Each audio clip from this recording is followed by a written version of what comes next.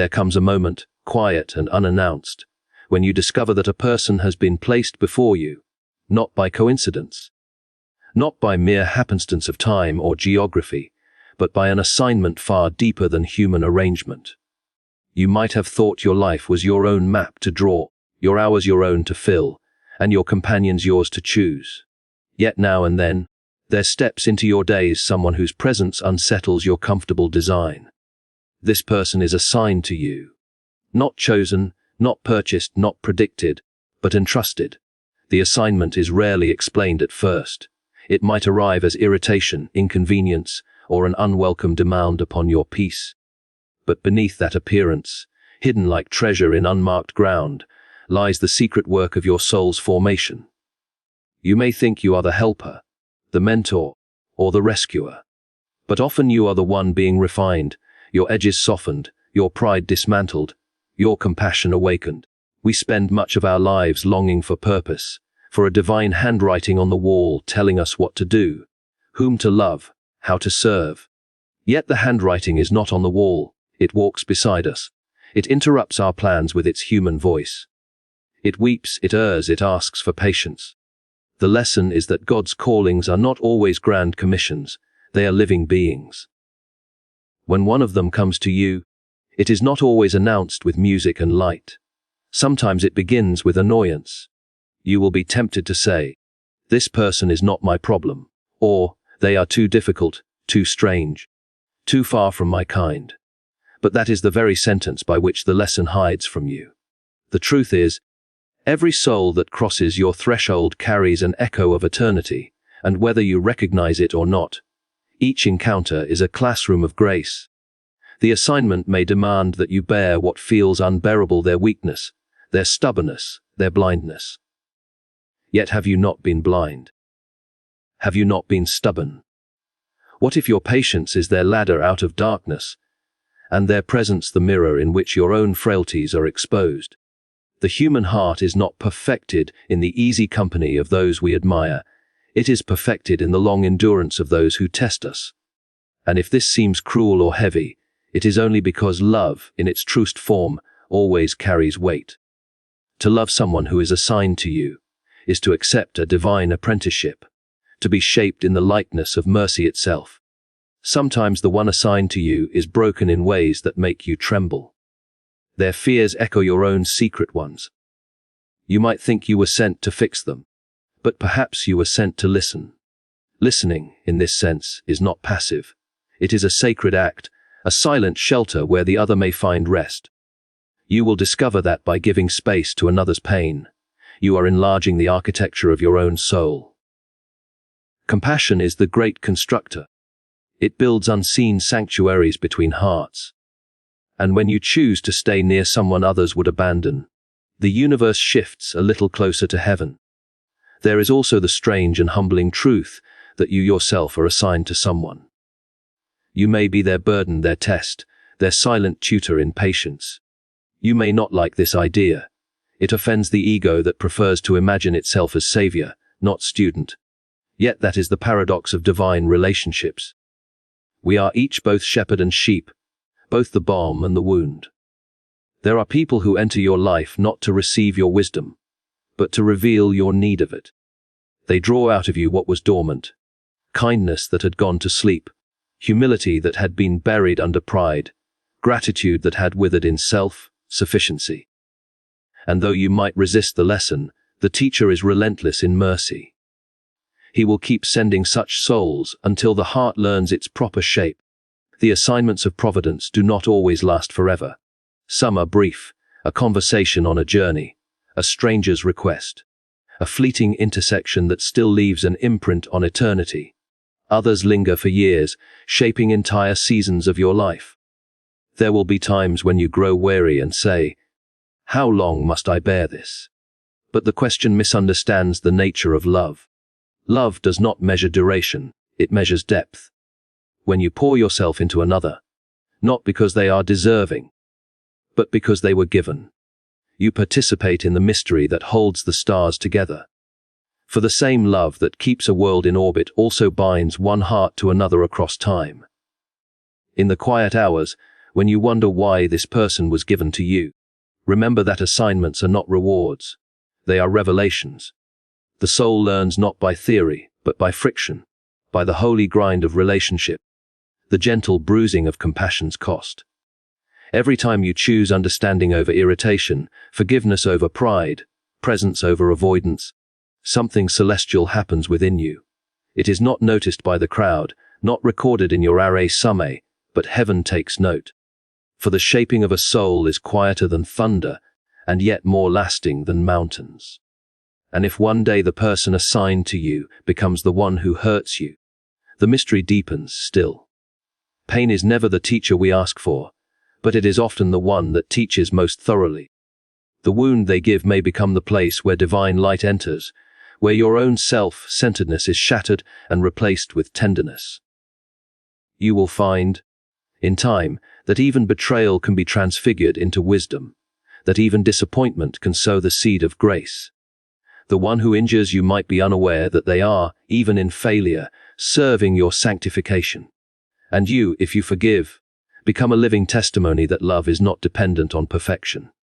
Sometimes, too, the person assigned to you will depart. Their purpose in your story fulfilled, they will fade into distance, and you will feel an ache that cannot be described. That ache is sacred. It is proof that love was real, that something in eternity brushed against time, and you were changed. Do not curse the absence, it is part of the design. The heart must learn to hold gratitude alongside grief. For in the end, the measure of a soul is not how many it possesses, but how well it has loved those entrusted to it for a season. You may walk through life believing you are surrounded by chance encounters, random faces in passing crowds. But one day, when the veil is lifted, you will see that none of it was random. Every friend, every rival, every beggar and every mentor, they were all woven into your becoming. And among them, there will be one or two whose faces are written deepest in the story. You will know then that they were not interruptions, but invitations. The divine author assigned them to you, and through them, wrote your redemption in the quiet ink of human connection. There is a sacred weight that settles upon the heart when you realize that another life, fragile and full of hidden storms, has been placed within your care. It is not the same as ownership, nor is it a simple exchange of affection. It is the quiet knowledge that your words, your patience, your choices can shape the weather of someone else's soul. The modern world often whispers the opposite, that each person should live for themselves. That freedom means detachment, that happiness is self-contained. But this is a shallow illusion. The truest freedom is found not in escape from responsibility, but in the deep acceptance of it. To carry another soul in your prayers, to stand beside them in their weakness, to endure their flaws as you hope they endure yours. This is the high and difficult art of love. It is easier, infinitely easier, to withdraw. To say, I am not their keeper, or they must learn on their own. Yet what if the very design of life is that we are all each other's keepers? The trial of love is that it binds you to imperfection. You will see another's failure more closely than you wish, and you will be tempted to judge. But the same eyes that expose their weakness are mirrors of your own. To love someone truly is to look upon their faults and still say, you are worth the work. The heart that has never borne such labor is still untrained in grace. For grace is not born in the company of saints, but in the endurance of sinners, ourselves among them. There is also a peculiar pain that comes with caring deeply for another. You will find yourself powerless before their suffering, unable to fix what is breaking them, unable to control the direction of their choices. It is in that helplessness that true compassion is forged. To stand beside another's sorrow without trying to steal it away is the posture of divine patience. You learn that love does not always heal in the way you expect. Sometimes it simply abides. Responsibility toward another soul is not about solving them. It is about staying when there is nothing left to solve. The blessing of this responsibility lies in the transformation it brings to you. The more you care for someone, the less room there is for selfishness to thrive. Your heart, stretched by the weight of another's burdens, becomes vast enough for wonder. You begin to glimpse that joy is not a solitary possession, but a shared creation. The laughter of the one you have served will echo louder in your own soul than any pleasure you could have built alone. Even their restoration, slow, imperfect, incomplete, feels like the dawn of your own redemption. Yet make no mistake, this responsibility is not gentle. It tests the limits of your endurance. It exposes your pride. It dismantles your illusions of control. You will want to run from it, to return to the easy comfort of isolation. But every time you resist that impulse, you grow a little stronger in spirit. Love is a forge, and the people we are called to care for are the flames that refine us. You may think you are helping them to become whole, but in truth, they are helping you to become real. There will be moments when the one entrusted to you disappoints you bitterly, when gratitude is absent, when kindness is met with silence or scorn. You will wonder if your effort is wasted. But no love that is given with pure intent is ever wasted. It leaves a mark somewhere, sometimes on the other, sometimes on you, sometimes on the invisible web of grace that binds all hearts together. The mystery is that you rarely see its fruit while you labor. You must love without demand for outcome, serve without proof of progress, and trust that the unseen harvest will come in its time. Responsibility for another soul also teaches humility. It reminds you that you, too, are carried. Somewhere unseen, someone prays for you, bears your faults, endures your failures. None of us stand alone in the moral universe. We are each sustained by invisible chains of mercy. When you recognize this, gratitude begins to blossom where pride once lived. The heart that knows it has been loved undeservedly becomes capable of loving undeserving others. That is the hidden cycle of grace. It flows from those who have received it most deeply. Sometimes, the person entrusted to you will not be easy to love. They may wound you, test your patience, or resist every attempt at kindness. But the assignment remains. The soul that is hardest to love is often the one most desperate for it. And perhaps you were chosen precisely because your own wounds equip you to understand theirs. The responsibility, then, is not only outward. It calls you inward. To confront the corners of your heart where judgment still lingers, where forgiveness still hesitates. By bearing with them, you are taught the long art of mercy. There is also a strange joy in realizing that your faithfulness, even unseen, even unthanked, becomes part of something eternal. When you stand beside another through darkness, you become a vessel through which divine endurance is made visible. Your patience is no longer merely yours. It is borrowed light. Your strength is drawn from a deeper source. And the one who watches you from beyond time sees in your imperfect care the reflection of his own perfect love. That is why responsibility, though it feels like a chain, is in truth a crown. To love another soul is to accept the possibility of suffering. To serve another is to risk being forgotten. To remain faithful when you are tired is to participate in the very heartbeat of creation. It is not easy, nor should it be. The burden is the blessing. For when the task is complete, when you have loved, served, endured, forgiven, you will find that the soul you carried has also carried you. The line between helper and helped will blur until both are lifted together into something neither could reach alone. It is a strange truth of the spirit that solitude, for all its quiet dignity, can only take a soul so far. The heart may find in it peace, reflection, and a sense of divine nearness. But solitude cannot teach obedience. For obedience is not learned by listening to one's own thoughts, but by meeting the will of another. Service, that humble and often uncomfortable school, is where the heart discovers its true stature. To serve is to confront the stubborn empire of the self, to see how fiercely it resists yielding to the needs, moods, and demands of others. It is one thing to imagine yourself kind and patient when alone with your ideals. It is quite another to be kind and patient when faced with an imperfect human being who tries your composure hour by hour. Yet it is in these trials that the muscles of obedience are strengthened. We live in an age that celebrates independence as the highest virtue. We are told to be self-sufficient, to protect our energy, to avoid people who inconvenience us. But the great paradox is that a heart wrapped too tightly in its own freedom grows weak. It cannot bow, cannot bend, cannot love. Obedience is not the loss of self. It is the shaping of self towards something greater than preference. When you serve, you begin to see how your instincts often contradict grace. You want to be right, service teaches you to be kind. You want to be first, service teaches you to wait. You want to be admired, service teaches you to disappear. In this way, obedience is not blind submission. It is the reordering of the soul toward love's proper hierarchy. The person assigned to you becomes the mirror in which this obedience is tested. You may think you are patient until they arrive. You may think you are generous until they ask too much.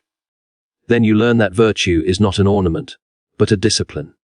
To serve another faithfully, without applause, without constant reward, is to join the quiet rhythm of divine work that sustains the world. Obedience, then, is not about control but about surrender, the surrender of ego, of entitlement, of the incessant need to be comfortable. It is the art of saying, "Here I am, for you," even when the self whispers, "Enough." The greatest growth often comes when service feels most thankless. When you pour yourself out and no one notices, when your efforts are misunderstood, when your patience meets only silence. That is the forge of obedience.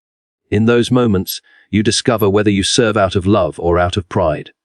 Pride demands results, love endures without them. Pride wants recognition. Love delights in being unseen. The obedient heart does not count hours or measure fairness. It finds its joy in faithfulness itself. To obey in love is to align one's pulse with eternity, to echo the same heartbeat that called the stars into being and still bends down to wash the feet of the ungrateful. There is a sweetness in such obedience, though it is often hidden beneath weariness. The more you serve, the more your heart begins to soften, to listen, to perceive what lies beyond appearances. You start to see people not as obstacles to your peace, but as invitations to practice it. You realize that service is not drudgery but participation in a sacred pattern, the pattern by which love stoops low to lift another. In stooping, you are not diminished, you are enlarged. For the self that kneels discovers dimensions of grace unknown to the self that stands aloof. Solitude can teach you to hear your own conscience, service teaches you to heed it. In solitude, you may learn to pray. In service, you learn what those prayers cost. When you serve someone difficult, you find yourself returning to the source for strength you did not know you lacked. Each act of service becomes a small obedience, and each obedience a small resurrection. The dying of pride, the rising of compassion. Slowly, the heart begins to understand that obedience is not a chain, but a freedom, the freedom to love without condition, to give without fear, to exist in harmony with the will that made you. Yet obedience through service is not achieved once and for all. It must be renewed daily, almost hourly. You will stumble, you will resent, you will wish to retreat back into the safety of solitude. But obedience calls you forward again and again, to the same faces, the same demands, the same opportunities to surrender. It is in repetition that holiness takes root.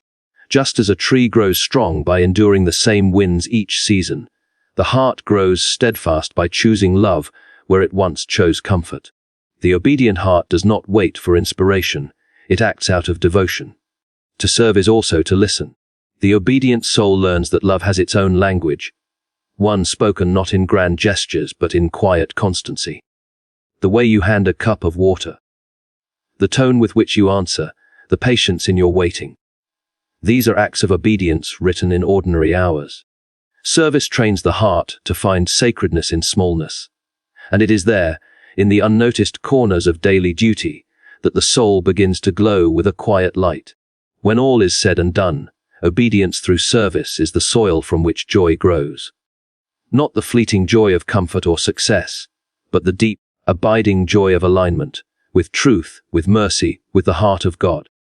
Those who have served and obeyed through pain know a serenity the restless will never taste. They have learned that to kneel is not to fall, but to rise into a greater strength. They have learned that obedience, far from silencing the soul, gives it a clearer voice. And they have learned, at last, that the heart's greatest freedom is found not in being served, but in serving.